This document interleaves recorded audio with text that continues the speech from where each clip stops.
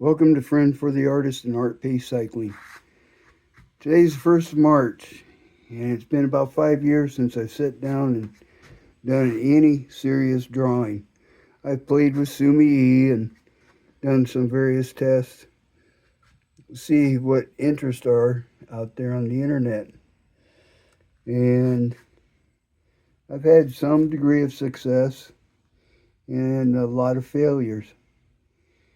However, I'm moving on to the next phase, and I'm going to prove my artistic abilities. And not only that, I'm hoping to I'm hoping to prove yours. Anyways, these are the basic materials we'll probably be starting out with. Of course, we'll be starting out with drawing. And there's some pencils and stuff like that. I just wanted to illustrate some of the materials. If you notice these strange devices, these are dividers, proportional dividers. Now, there's a prospect tool. Some artists will be familiar with these, and we'll be learning how to deal with those.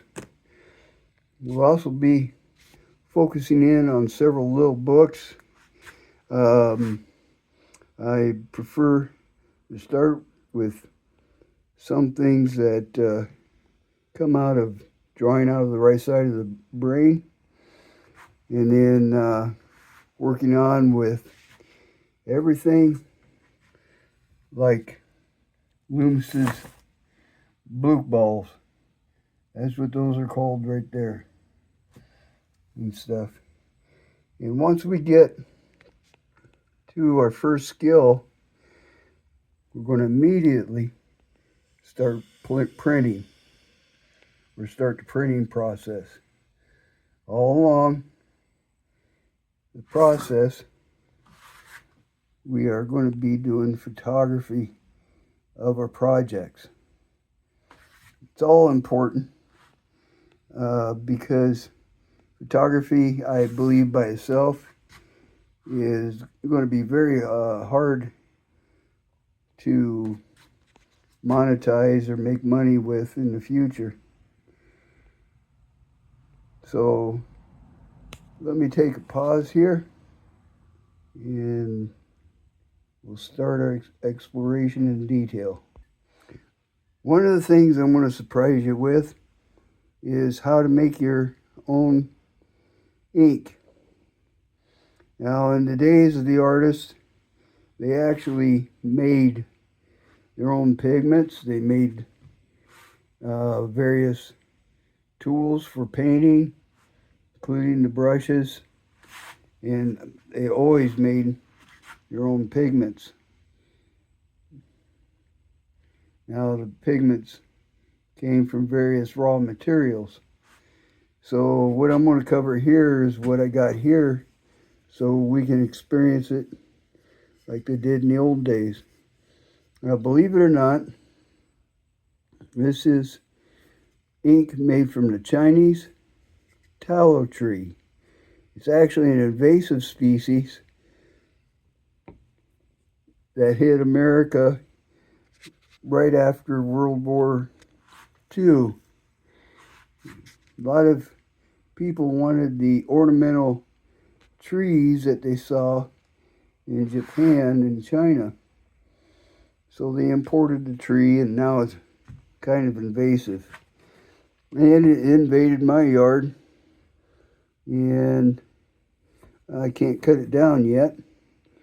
But I plan on to. But what I did is make ink out of some portions of the tree, and I will have a YouTube video if you request it. Now, here's a rule I'm going to make kind of on YouTube. Any subscribers that think they or want to see more on a particular subject, if I get 3 to 7 more requests to make a video, on a particular subject I happen to glance over, I will cover that in every detail to my knowledge that I have. Okay. Now, not only did I make ink out of the Chinese tallow tree, it's also called the popcorn tree, but I also made ink out of an elderberry bush. And all this has been sitting around for a year. So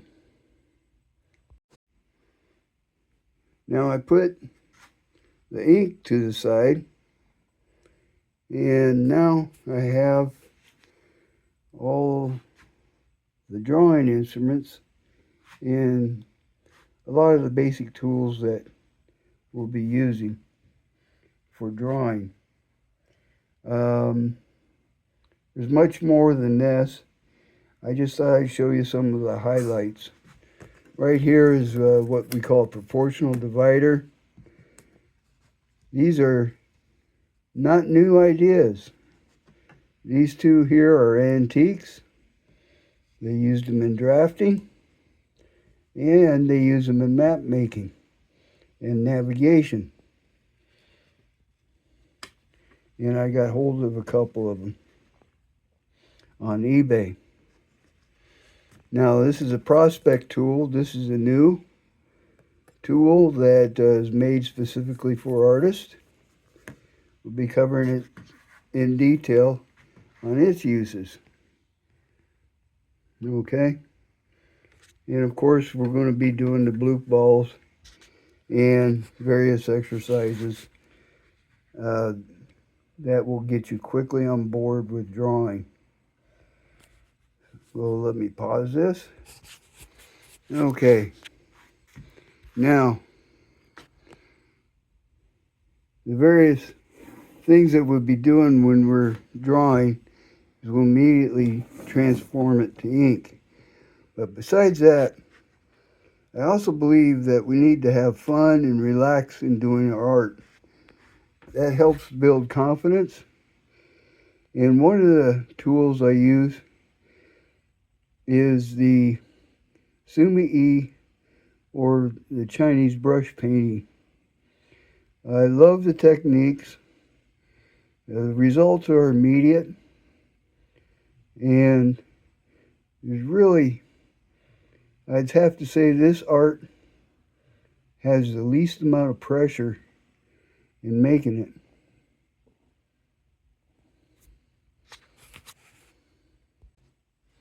Sorry, I had to take a minute break to let camera cool here for the phone. Anyways, not only will we be studying the brush techniques, but I'm also going to show you how to make reed pens or bamboo pens anyways. It's very simple. Here's a slight example I just picked out of the bin. And there's the ink that we'll be using. Alright, now for the last thing on our table. What we're going to do as part of the program here is we're going to go ahead and block print everything. In other words, everything we can anyways, or print it via the computer or whatever. We're going to be, like I said, we're going to be photographing every finished work piece of work. That's not the sketches and sketchbooks, because you may not want to show them. But finished works we're going to record and make prints out of. And I'll show you why here in a little bit when I get onto the colored section. But anyways, we're going to start with traditional speedball professional inks. Here's some of the ink rollers. And we'll start off with the little erasers. pads, 4x6s. And we'll even start with a project that'll make a tool for us personally. And I plan on making a color wheel out of a stamp. Anyways, I'll show you that later. If you have any questions or requests to see it immediately, be sure to add it in the comments. Now, we also won't be using all the traditional tools in doing this. Here is an airbrush. Not an airbrush, excuse me. Air grinder. And we can put little attachments to do our cutting and our engraving. Now, I had experience in the past years of doing engraving. I'm hoping that you'll enjoy them.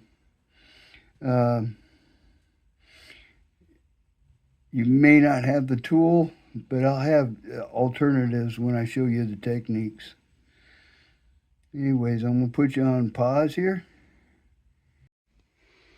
One of the things I find offensive is when I go to these art channels and they tell you to buy professional art materials. That may work for some people, but there's a lot of people out there that can barely make ends meet, but they want to progress on and use their artistic skills. Anyways, I'm going to cover the cheaper materials that are available on the market, and we're actually going to produce illustrations. Now, illustrations are as valuable works of art as anything else. The only thing difference is you basically are photocopying your work. Now, and that's for printing out. And Rockefeller, or not, Rockwell, Norman Rockwell is an artist that's world famous. He was known in my day. I am 66 years old, and his artwork still stick in my mind, as they were basically planted in every classroom, along with the alphabet and everything else. Anyways, we will cover Norman Rockwell and his techniques. Now, I'm going to get on to what we have here. Now, we're going to mess around with the grayscale a lot. I believe the grayscale is the most valuable tool that I learned in photography. Without it, I wouldn't be even attempting to do these videos. Now, I studied the zone system back in my teens, in my early days, and through the military in my off time. And I have to tell you, it gave me the basis for everything I know and can apply today.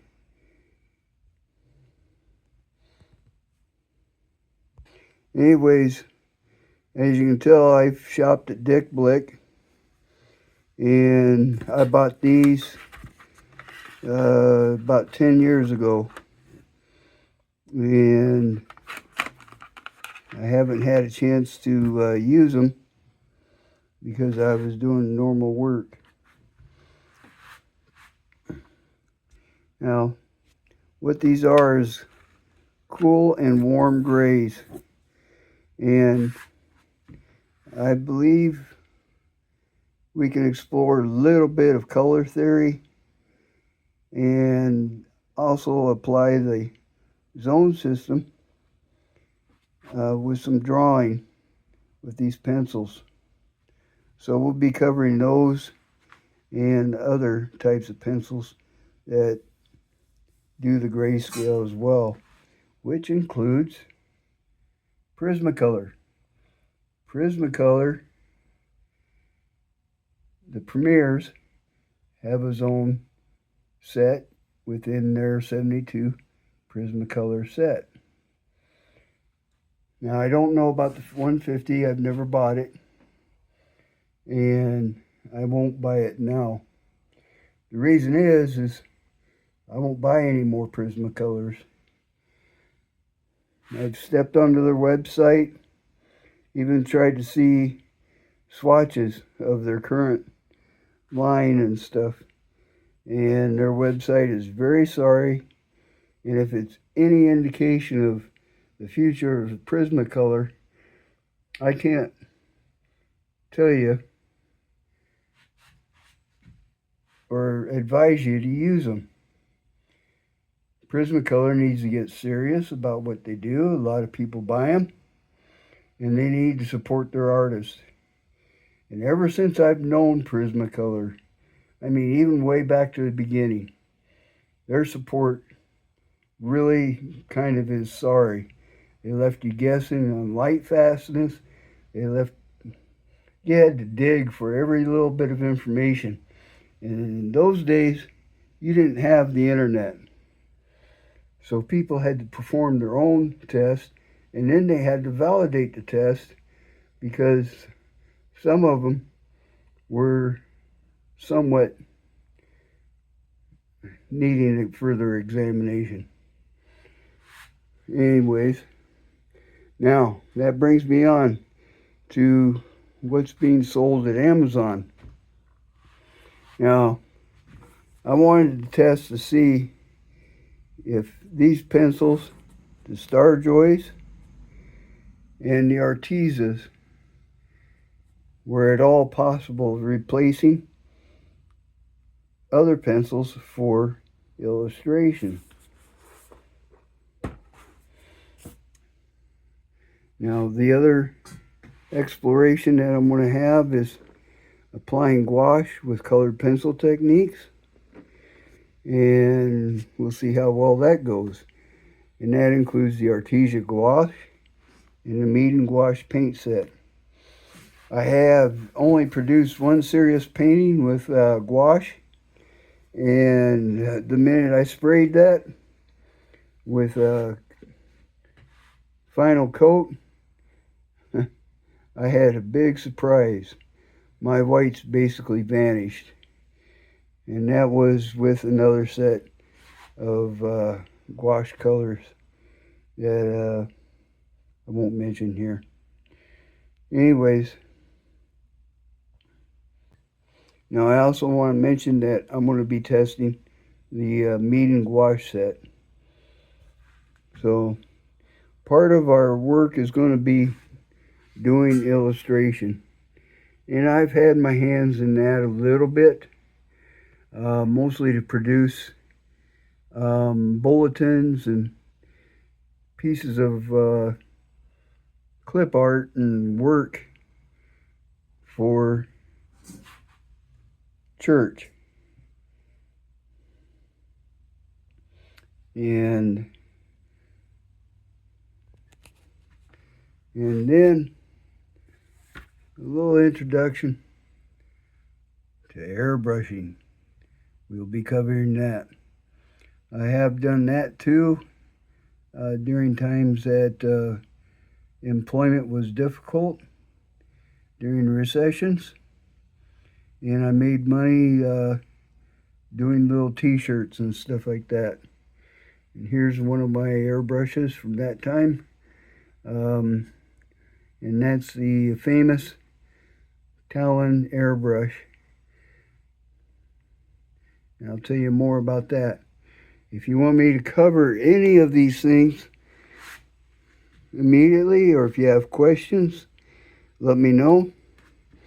Like I said, if I get 3 to 7 comments requesting more information or a demonstration, I'll jump right on it. But I won't do it until then. I'll just follow my little outline and hope that it will be all that it can be for everybody out there. All right, we're coming to the close here. And here is the last of what I plan on working with. And showing you everything I know about colored pencils and drawing. And we will also be doing acrylics as well. But here are some of the tools I use for my finished work, or I will be using. Traditionally, I've used Prismacolors in the past, but with the recent support and the changes in the pencil, I just can't do it with a clear conscience anymore. So, I'm going to be covering the luminance pencils with Caran dash. Be doing mixed media projects. It'll involve the Derwent Inktense blocks. It'll cover the Faber-Castelle soft pastels. Again, the Inktense pencils. We'll even use the Shinhan Professional Pass Korean colors. The website is actually very impressive. They've taken extraordinary measures for light fast tests, and I just am really anxious to get on with those. Anyways, here's the Faber-Castelle hard pastels, or not hard pastels, polychromos line of art sticks. They no longer sell it in the U.S. I'm not sure why. And we'll be covering the aquatone to a light degree. And of course, the Caran dash Supercolor soft watercolor pencils and the Faber-Castell Aquarelle Albert Dürer. So that's pretty much. Oh, one other thing here. Caseine paint. We're going to be using that in with our colored pencil line and the mixed media projects. So we have a lot to do this year. I have a lot in mind. And like I said,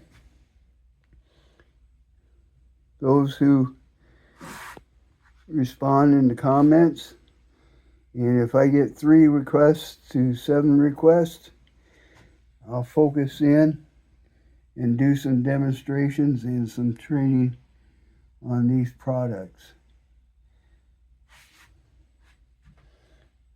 using these products.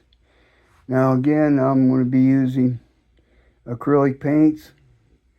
I've had them for years, and I don't really want to even show them because the bottles are all used and abused and stuff.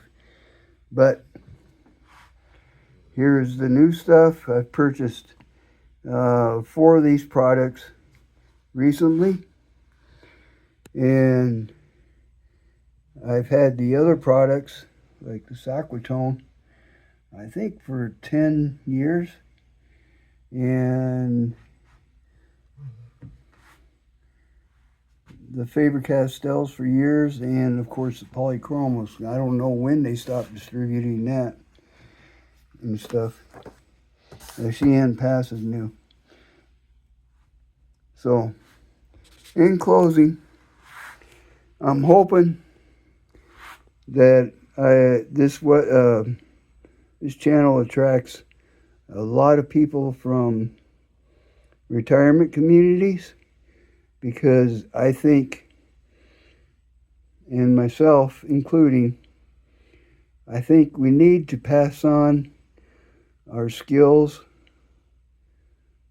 that we've learned in life, and we also need to push the skills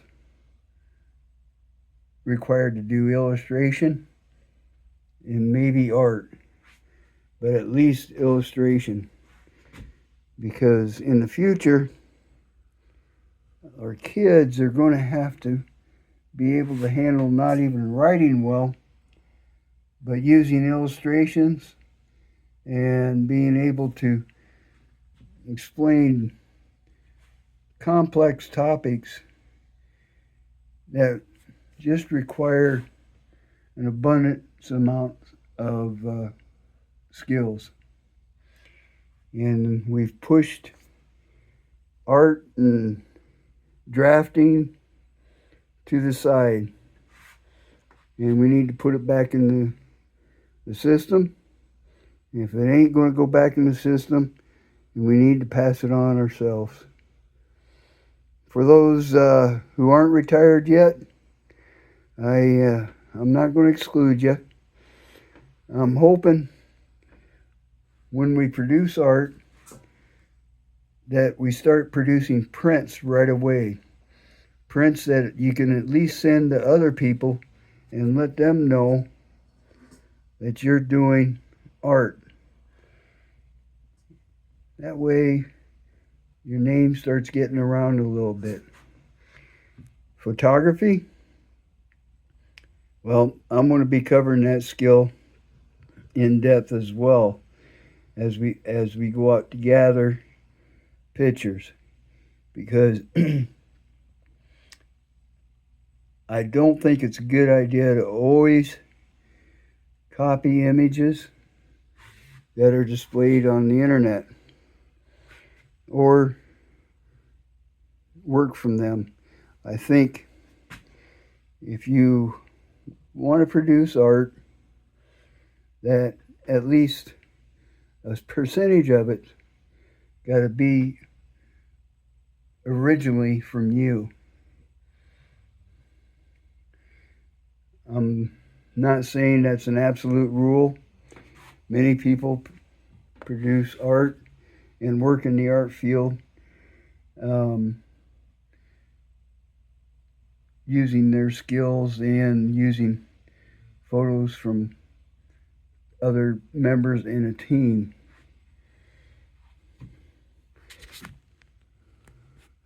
So that's my overview.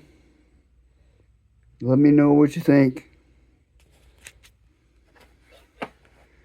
This is the Inktense box. Okay. All right.